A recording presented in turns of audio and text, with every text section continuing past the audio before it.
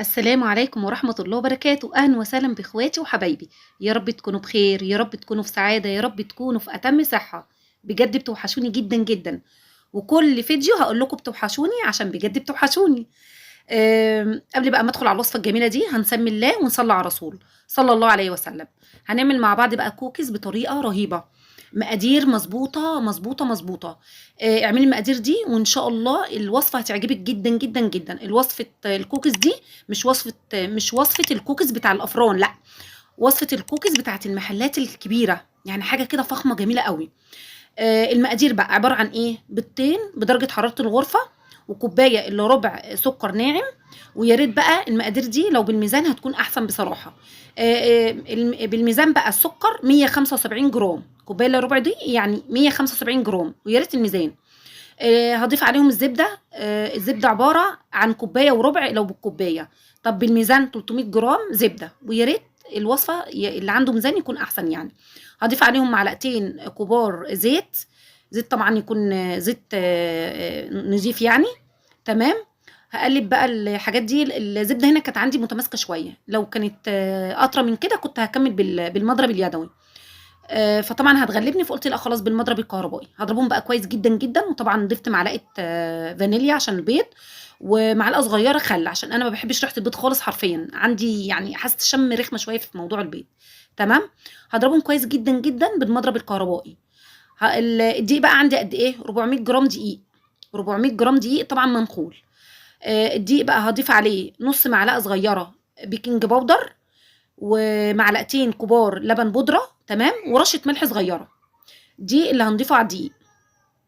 طبعا بعد ما هضيف الدقيق اللي هو 400 جرام دقيق، هلاقي العجينة. طبعا الدقيق هنا بيختلف من دقيق، يعني كل نوع الدقيق بيختلف. في دقيق بيحتاج سوائل اكتر، وفي دقيق لا. فهنا الدقيق 400 جرام لما حطيتهم على المكونات ديت احتاج معايا تاني معلقتين دقيق. تمام.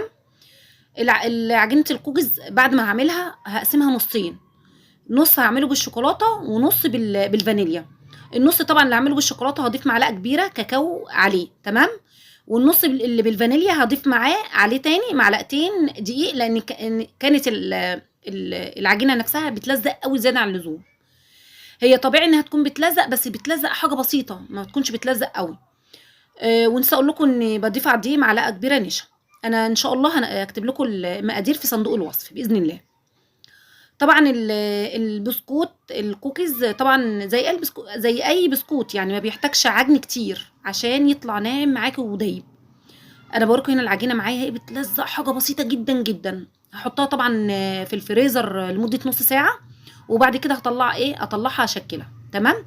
هحط عليها بقى شوكليت شيبس او قطع شوكولاته، وانا بصراحه بفضل قطع الشوكولاته اللي هي بالحليب او الدارك، بتبقى طعمها احسن طبعا واغنى.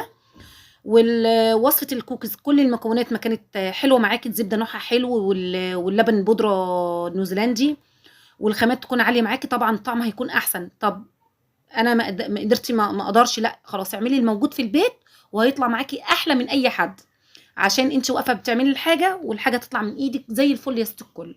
ربنا يا رب يحسن ما بين إيديكم كلكم يا رب، اللهم آمين. هشكل بقى الكوكيز بتاعي الجميل القمر ده، حرفيا حرفيا احلى كوكيز هتدوقيه، بجد رهيب رهيب من كل جميع المقاييس. سكره مظبوط جدا جدا جدا، في قطمه كده حلوه، انت بنفسك هتجربيها باذن الله.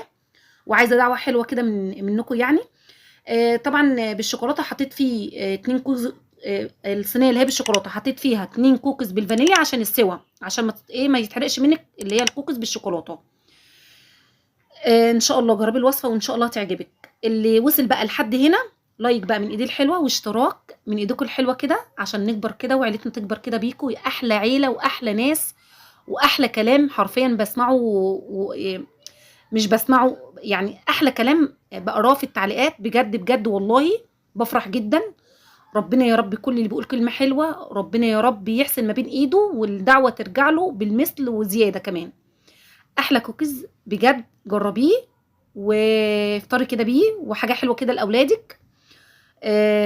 اسيبكم في حفظ الله يا احلى ناس. اسيبكم في حفظ الله ورعايته، مع الف سلامه، مع السلامه حبايبي.